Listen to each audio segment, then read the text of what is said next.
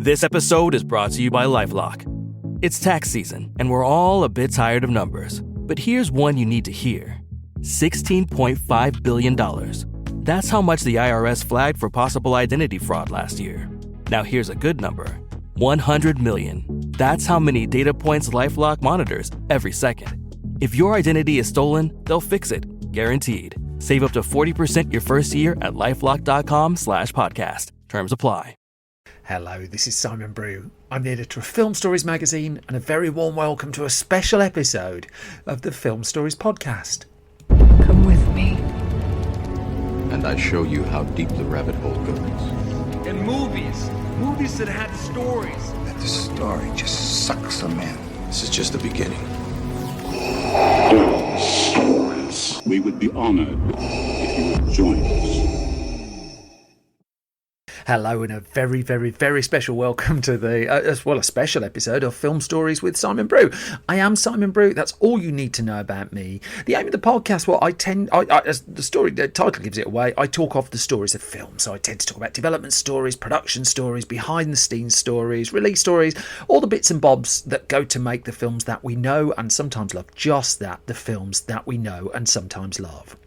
This particular episode is one of my occasional specials where I bring a guest onto the podcast to talk about a film that they've been involved in making. I'm really trying in my voice to temper just a little bit of my excitement and put on some kind of professional veneer, but I can't. I've been really, really looking forward to this because the film I'm talking about in this particular episode is Bill and Ted Face the Music, the third film in the Bill and Ted series.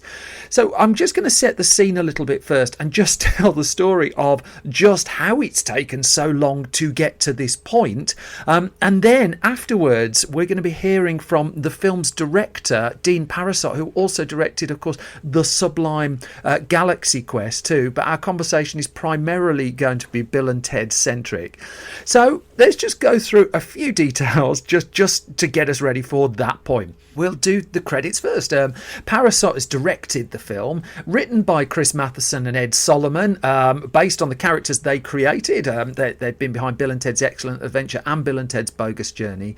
The cast, led by the formidable Keanu Reeves and Alex Winter, have both become movie directors since the release of Bill and Ted's Bogus Journey. Christine Schall, Samara Weaving, Bridget or Brigitte, I'll ask Dean that if I remember, Lundy Payne, William Sadler, Anthony Carrigan, Erin Hayes, Jamin Mays, Hal London Jr., Bette Beckett, a huge ensemble really, and an ensemble filled with people who are really passionate Bill and Ted fans, that this film has taken so long to come to us that it's attracted a whole bunch of people too who grew up with the movies. Now, it is worth noting that when Bill and Ted's Bogus Journey came out in 1991, following Bill and Ted's Excellent Adventure only by a couple of years, that, to all intents and purposes, was pretty much the end of the story. That there wasn't a plan to do a Bill and Ted 3, and that's exactly how things carried on for a good decade afterwards. And it wasn't until the mid-2000s where there was Keanu Reeves just let slip in an interview that he'd be interested, if the opportunity came up, to return to the film and to play the character of Theodore Ted Logan once again. However, it was a barbecue that turned this one. Isn't it always a barbecue? The barbecue in question was held in 2007 or 2008, depending on who you believe. It was hosted at Alex Winter's house in Los Angeles, and Keanu Reeves was there, Chris Matheson was there, Ed Solomon was there, and a conversation began there about what would happen if the characters of Bill and Ted, who we see really as teenagers at best, really, were now middle-aged. What would that be like? That barbecue sparked things off in Matheson and Solomon's heads, and a year later they reconvened and they had a further idea for where to take the film, an idea that centred on daughters as much as Bill and Ted fulfilling their destiny that was set up at the end of the second movie. I'm going to spoil as light as possible. And so the two of them proceeded to basically start sketching out and writing what they thought the next film would be. And as they say, there's a book that's just come out which is called Bill and Ted's Most Excellent Movie Book, and it does talk a little bit of the behind the scenes of it. And in that, they're quoted as saying on a business level, because they talk about when they decided to write the script in 2008, they said on a business level, that's one of the stupidest things you can do, to write a screenplay for a movie that you don't own or control, so you only have one outlet. Now, it's worth noting that the rights to the Bill and Ted's films had gone all over the shop. I remember talking to a major independent cinema in London who tried to track down the UK rights for Bill and Ted's Excellent Adventure once upon a time, and had just found it one of the hardest films to establish just exactly who owned what. Now, it was originally funded by Orion. Orion had gone bankrupt, so the rights had gone all over the shop a little bit. UK VHS nerds will remember that the film came out on Forefront Video. Who remembers that label? MGM eventually bought the rights to the first two films, but they also had the rights to make a sequel. And so if Matheson and Solomon came up with a script that they liked, there was only one company that they could sell this to.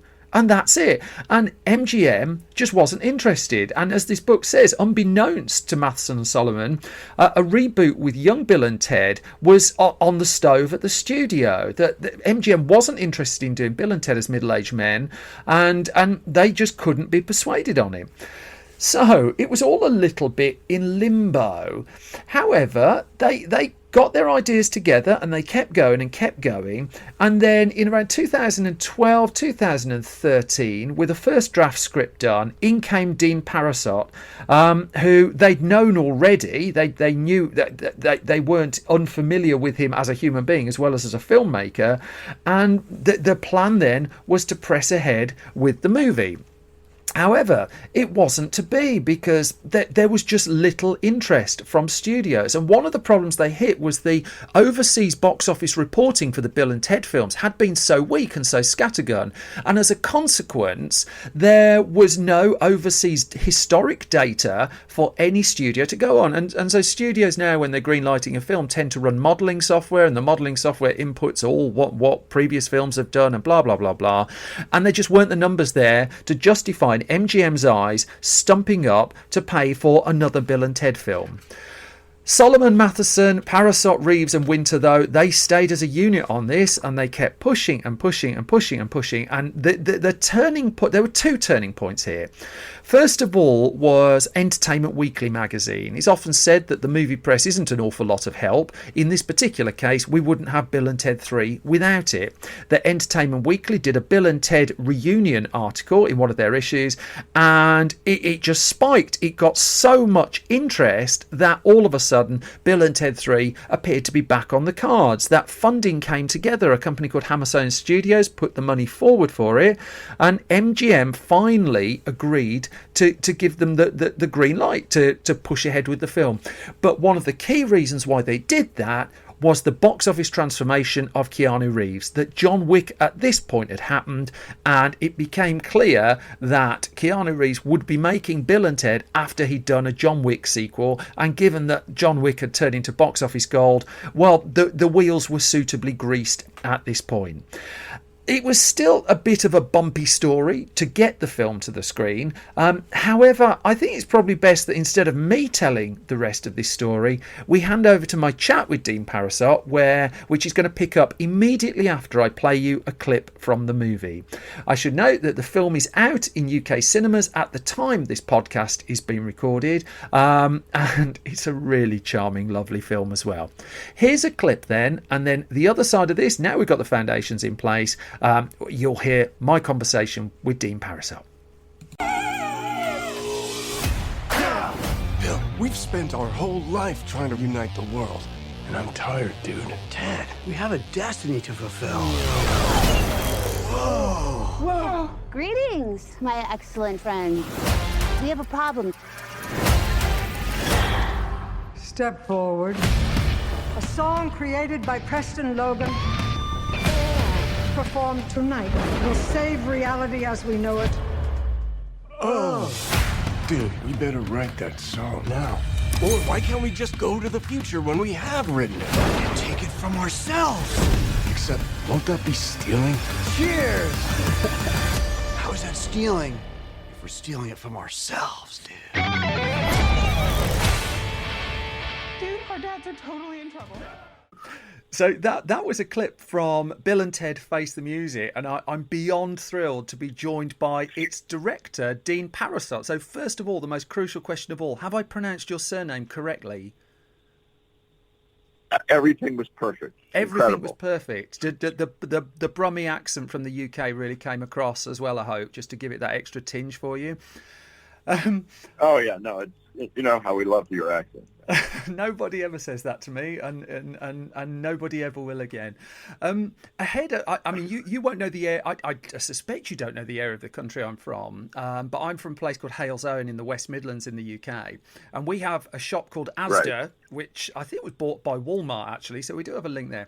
But Asda never has many books. The book section is really small, and so over the weekend I went into the book. I went in and had a look, and the new Bill and Ted book by Laura Shapiro was in there, which I presume you've seen. It's a really delightful piece of work, and it kind of struck me that this for what, a 20-25 million film or whatever it is, this really permeates, doesn't it? I mean, I know it's kind of stating the obvious, but I just kind of wonder if you can get to the heart of what's so special about this. Well, it's I mean, a part of this is a surprise to us, obviously. Is it really? Genuinely? Yeah, I mean, we all were, you know, when you're making a movie, the first thing you're doing is entertaining yourselves. And we had all been, you know, I've known Ed Solomon and Chris, who wrote Bill and Ted for years, and I think we just sort of thought it was never going to happen because it took a very long time to gestate. And then when it finally did happen, you know, we were compromised on every level because they had written something that was quite impossible to shoot in some ways. But somehow we pulled it off, and then I guess we weren't prepared for the next moment, which was, oh, people actually are watching it. And it seems to have sort of permeated the especially here. I'm not sure about in Europe yet. A world that's very divided and controversial and maybe a little angry at a time when I think it kind of hits a nerve of optimism. Yeah, I mean, I was just going to say, don't take this the wrong way, but my overriding feeling at first when I'd watched the film was relief, because this is really special to me. It's really special to lots and lots and lots of people, and I think what really took me aback was just the sweetness of it, was just the charm of it, was the warmth of it. And I know that these are threads that have been throughout Bill and Ted from day one, but it really feels a little bit stark that it's such a surprise in 2020 to have a film with that warmth at the core of it. And I do wonder, as this developed, was there any pressure or temptation just to move a little bit more with the times? Because aren't you supposed to go all dark and gritty now? I've read the memo. Yes, but you can't really with those characters, which is what attracted me to it, because it is it can't be. They're delusional optimists, and their friendship is endearing, and you cannot mess with that. And so it's those characters, and any story they get involved in rely on us loving them, I think, and the people around them. So it's not possible to move it in that direction. That being said, we are still attempting to contemporize it, and I think the task was to make it feel like it belonged to this moment in time, and yet reminded us of that moment. And that's what we were attempting to do. Hopefully, we succeeded for the most part. But what gets me particularly about this, though, is that you do seem to have captured this year incredibly well. But then conversely, it's just taken so long. And I've been writing about film for an awful long time. I sat down and really struggled to think of another example when a director came aboard a pre-existing series of films and waited for 8 years for it to be made and stuck with it for that amount of time. And I do think there's something quite extraordinary there. And I'm kind of curious in the human story of you in the midst of all of that, because on the one hand, you're almost the outsider, but then conversely, as it's described in Laura Shapiro's book, you were all a band fighting to get this film made. So can you take me through just a little bit of those 8 years? And if there were points where it was just walk away point and, just shake hands and go and have another barbecue? Well, I mean, as you're probably aware, trying to find funding for what is considered a domestic comedy is difficult. It's a hard thing for an investor to believe they can monetize. And so part of working in the film business these days is being disappointed continually, right? Yeah. So it's not like I was not working on other projects, but I stuck with it for many reasons. The first was I have a great friendship with Ed Solomon. The second is I had a great affection for these characters, and I thought, as you've mentioned, that this was a time that needed them in some ways. They're sort of mythical in a way, almost. And it's, we just thought there was going to be a divisive, election, not COVID and everything else that occurred. So we were hoping to provide a little bit of, it's not relief, but just a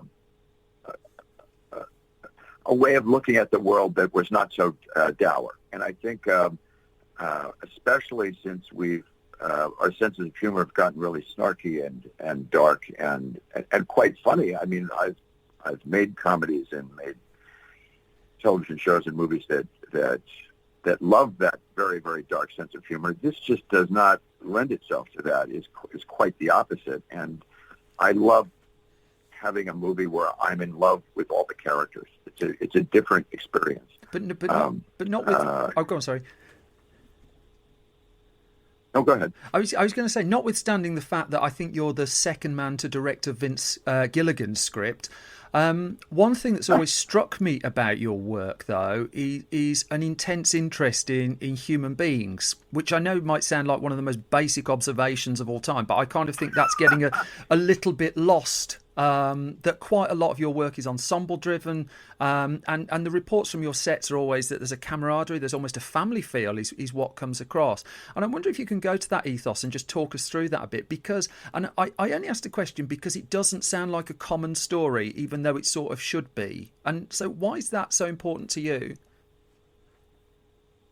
Well, that's very generous of you. I mean, I see it just as, from my point of view, I'm just making a movie that I love with a lot of people that I'm fond of. So, yeah, it's very nice of you to say. I think, look, it's part of why we make movies is comes from our personalities, and I suppose that's my personality. I enjoy characters, and I enjoy, especially probably delusional, ludicrous people.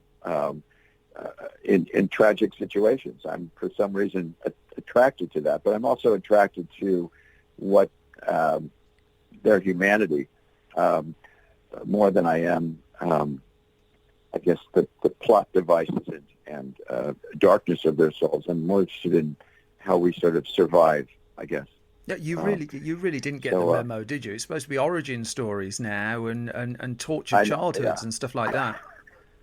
Where's the Galaxy Quest prequel where they're all just like in tears for the first hour of the film? Well, look, that's very kind of you, but I mean, also in that movie, they're a disaster of petty jealousy and ego and heartbreak. So most characters are interested in start out with dilemmas. It's just how they face those dilemmas, and I guess it's also the point of view of the storyteller, right? How that story is told. As well as Bill and Ted, one of my favourite comedies of the 90s was Bowfinger.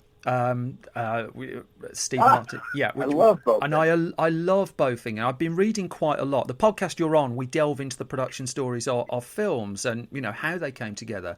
And one of the things that really intrigued me about Bowfinger was Eddie Murphy had a 6-week window to film that. He was just coming off the film Life, and I really like the film Life as well. And then he went to do The Nutty Professor 2, which I'm less keen on, but lots of people do, so I'm not going to snark at that. But there was just 6 weeks to capture this because he was a huge movie star going through a huge movie star boom. You might be able to detect where this question's going.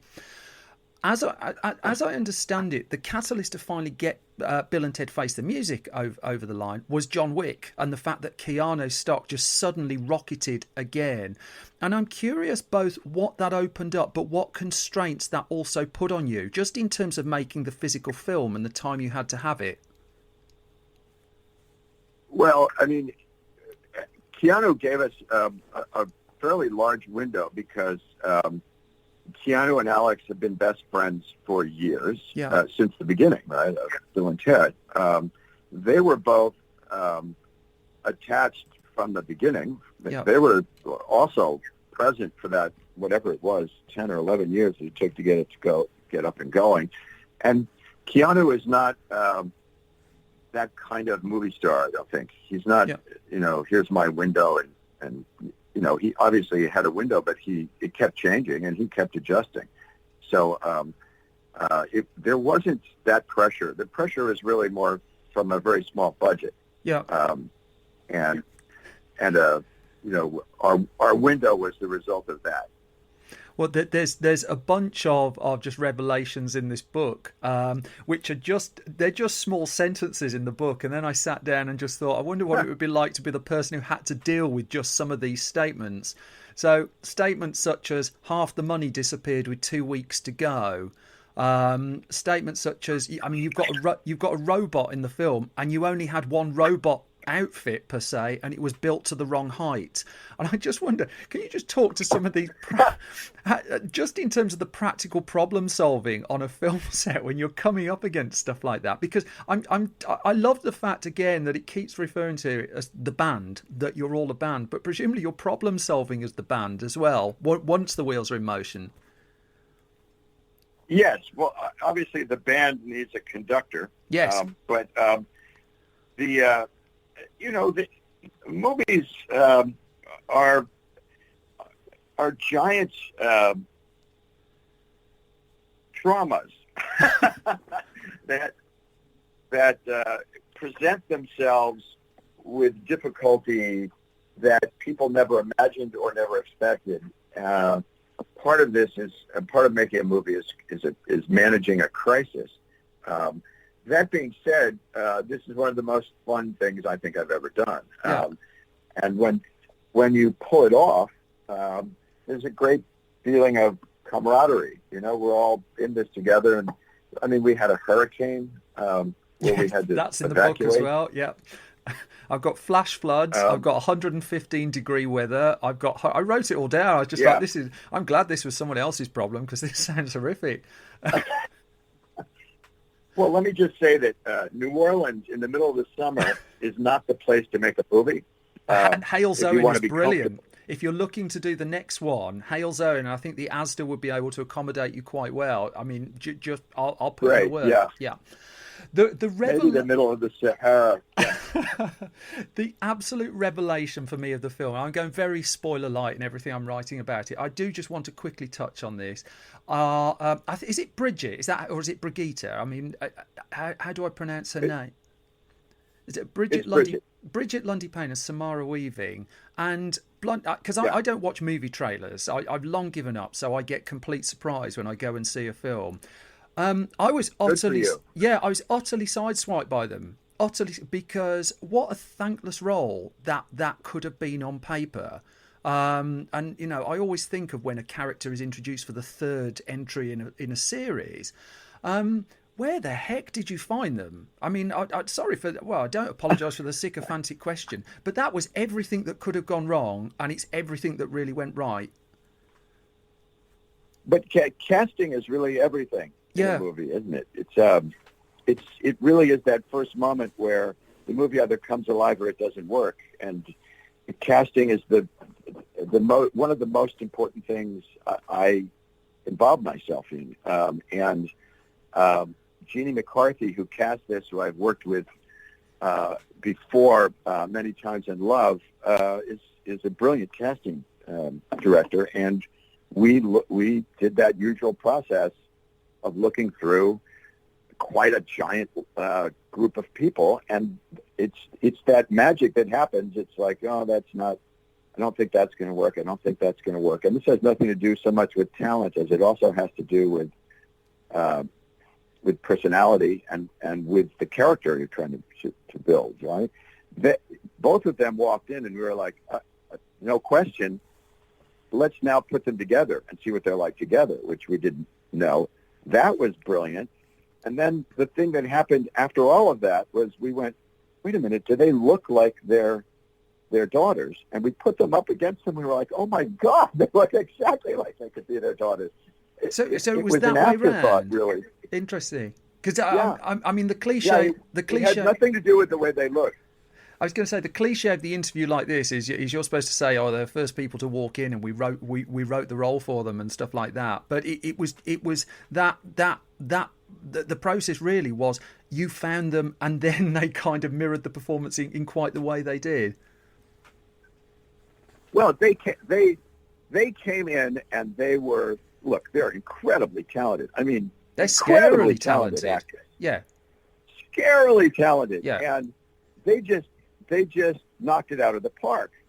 But they also were able to inhabit the characters, which is a different thing than a performance in a way. Yeah, and they were able to make us believe, I thought anyway, that they were the daughters of Bill and Ted, and yet they were also different people, and that they had their own peculiar quirks, and that they also had a friendship that was like Bill and Ted's because they grew up with two dads who saw each other every day. Yeah, and so they saw each other every day. So that friendship was easy between them, and they worked hard at creating.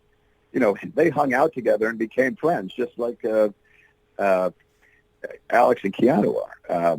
And that whole ensemble all still socialize with one another, and we all still talk and laugh together. So that's, to me, a key element of making any movie. If you walk away and everybody still has a very close relationship with one another, I think you've somehow succeeded in some way, anyway.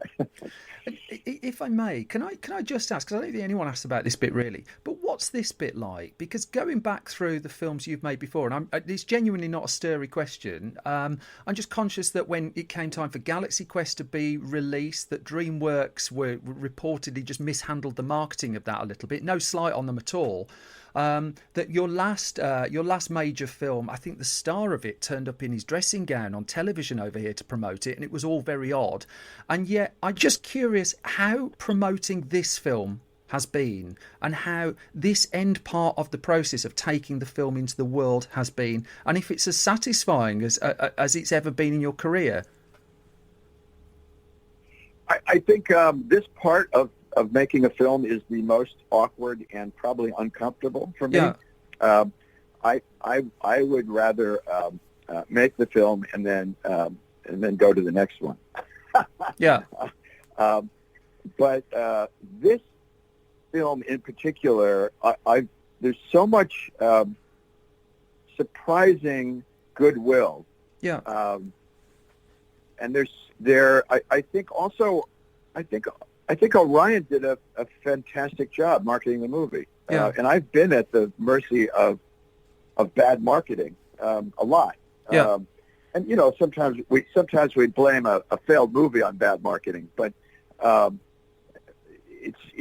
you can also tell when something is put out there and then it gets word of mouth, which means it wasn't actually put out there very well.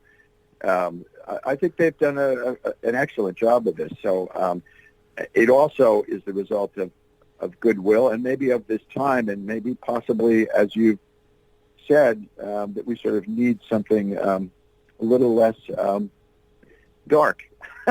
Well, if I can leave you in one thing before I'm pushed off the line, it's been an absolute delight talking to you. I did scout a few other reviews just before I came on the line with you, and just something so succinct. So I just want to put this to you, to what this means to you, and it's just someone wrote a review which just said basically, this is a really lovely film, and I can share it with my kids. And I just wonder if you can talk to that and what that means to you as a filmmaker. Well, I mean, the thing I could do, if I could accomplish anything, it's to make a movie that is appeals to a giant audience. Yeah. Because it has something universal in it. That there are universal stories about people in it. It's not so much that it's safe or has nice language or doesn't go into any place dark. It's more about telling stories that are universal in some way to us, to the human, into human nature, and to our sort of moment in time. You know, so that's a very nice thing to hear. I just thought that was lovely. Dean Parisot, thank you so much for your time. And if I can just say to you, I'm very glad that you exist. We look forward to seeing what you come up with next. You're very sweet. Take care, and we look forward to seeing you in Halesowen for the next one. Take care, bye-bye. Okay. So if you listen very carefully, I'm pretty sure that was him at the end saying, yes, he would come to Halesowen to make the next Bill and Ted film. I've got it recorded for you, chums, so, I think we're on. So, all it leaves me to say now, whilst we anticipate the screenplay of that being written and the logistics being put together, is to say that Bill and Ted Face the Music is in UK cinemas now at the time this podcast is being released, and that I'd also like to dedicate this podcast to a huge Bill and Ted fan and a huge friend of Film Stories, in fact the person who built our website, the late Seb Patrick, who left us tragically early last month, and I just hope, as his friends and family do, that wherever he is now, that somehow he manages to get a glimpse of the film that he was really, really looking forward to. I think we'd like to think he would thoroughly approve of it. You can find more from me on Twitter at Simon Brew. You can find more on the whole Film Stories project at Film Stories Pod. Our website that Seb built is at www.filmstories.co.uk, where you get every weekday lots of new movie news and lots of features as well. We're on YouTube at youtube.com/filmstories. We're on Facebook at facebook.com/filmstoriesonline. And if you do like this podcast, please, as well as there being a back archive of about 130 of them now, please do subscribe. Please do ideally leave a hugely positive review somewhere. It all helps. An independent podcast producer, that would be me, helps enormously. Most of all, as always, the most important thing is you stay safe, you look after yourselves. I'll be back at the start of next week with your regular episode of Film Stories. Bye bye.